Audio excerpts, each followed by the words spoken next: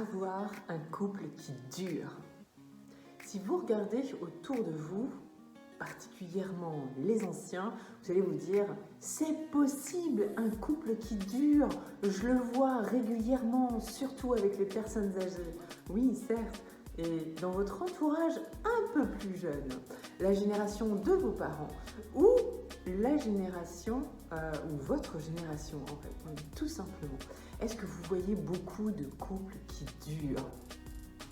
Si la réponse est oui, alors super, votre environnement est idéal pour pouvoir faire épanouir le vôtre en suivant les quelques points que je vais vous donner juste après. Si la réponse au contraire est non et que vous n'avez pas d'exemple, eh bien dans ce cas, je vous invite à en trouver parce que l'environnement, c'est déjà la première partie à faire. Choisir des personnes autour de soi qui vous donnent l'exemple, qui vous donnent envie d'avoir un couple qui dure. Alors, en premier point, je vous dirais la confiance. Et oui, la confiance en vous d'abord. Donc la confiance en nous et la confiance en l'autre. C'est un point primordial pour avoir un couple qui dure.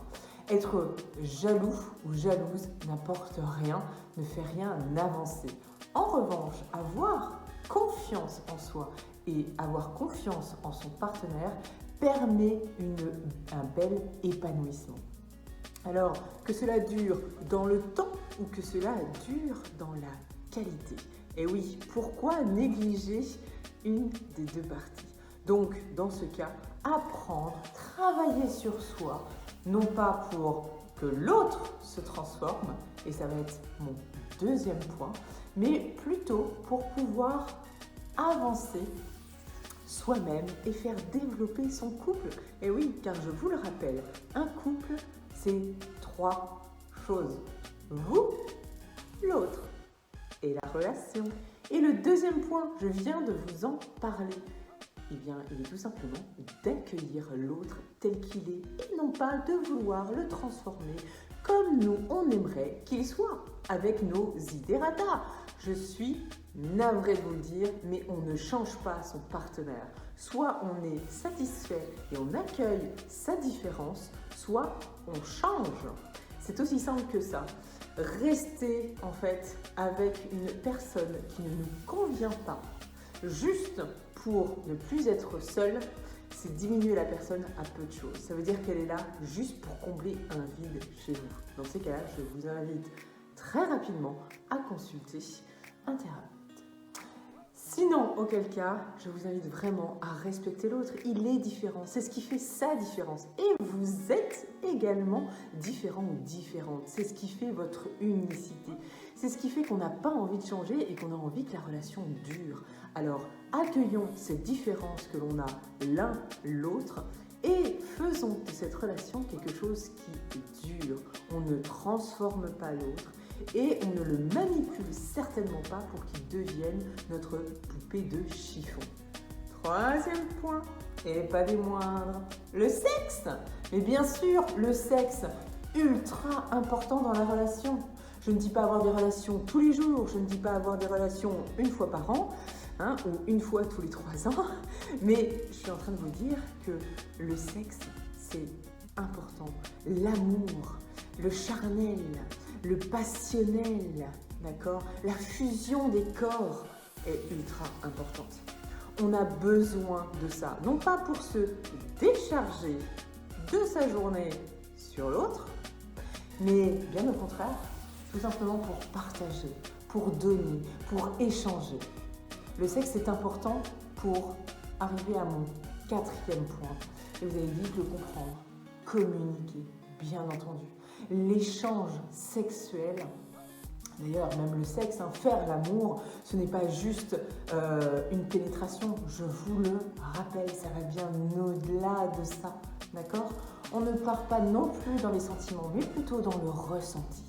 Si vous avez des difficultés, consultez un sexologue, consultez un thérapeute, un coach qui pourra vous accompagner dans votre épanouissement sexuel. Que ce soit vous, ou que ce soit l'autre, ou que ce soit vous deux. peu importe qui consulte, le tout est vraiment de retrouver un épanouissement dans votre couple au lit. C'est juste indispensable. Je dis, tous ces points sont indispensables parce qu'ils sont tous liés les uns aux autres. Donc, s'il y en a un qui ne va pas, alors ça peut déclencher de gros problèmes. Et le sexe en fait partie.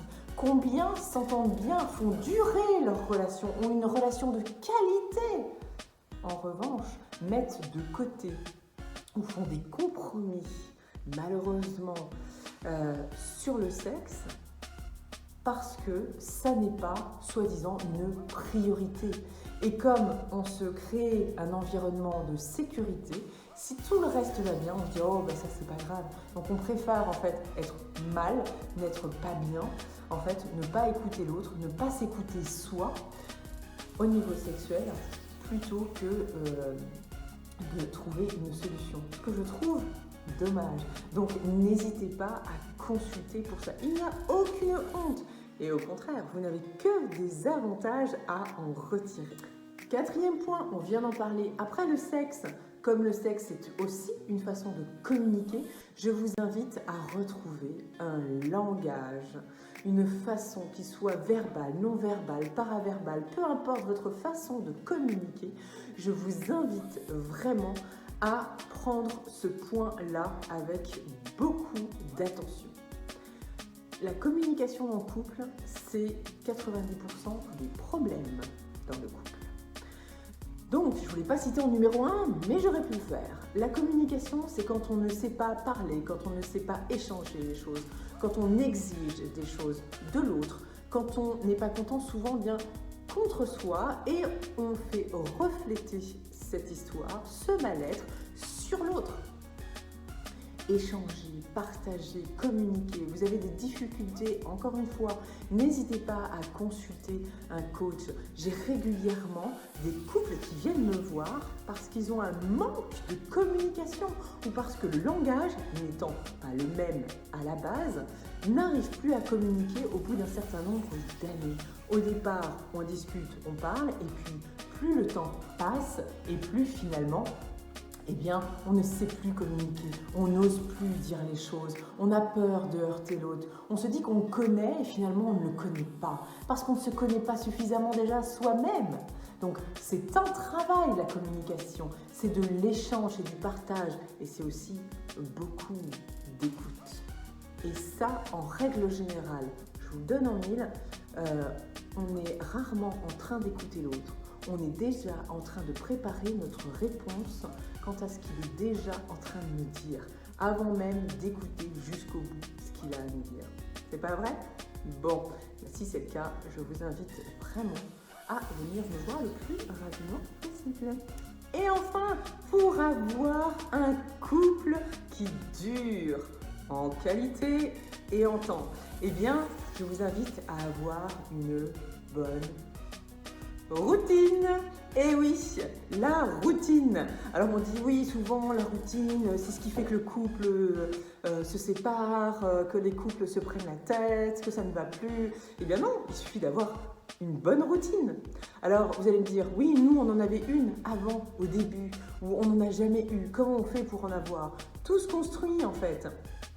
Une nouvelle habitude, elle se prend au bout de 21 jours, d'accord? Au minimum.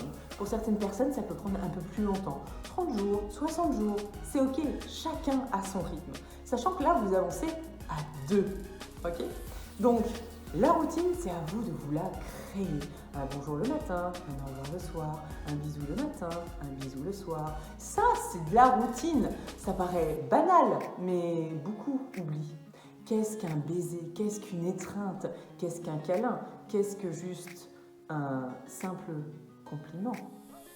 On a tendance à oublier. Il y a des petites choses qui font du bien. Vous savez, je vais vous dire une chose.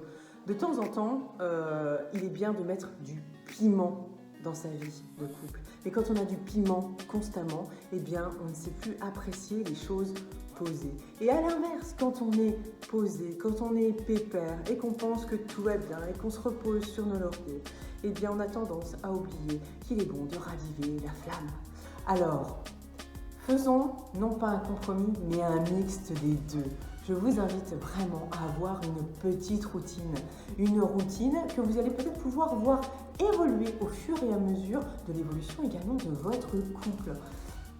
Donc, choisissez-la bien, choisissez-la ensemble et voyez les choses qui sont faisables, réalisables, vraiment, qui ont du sens pour vous, qui sont importantes. Une base, juste une base, une petite routine. Après, pour le reste, je vous laisse faire. Voilà les 5 points que je voulais vous donner aujourd'hui pour que vous puissiez avoir un couple qui dure. Alors bien évidemment, il y en a bien d'autres.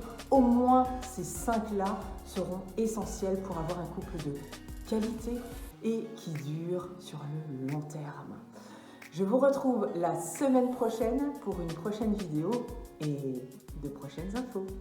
Ciao, ciao!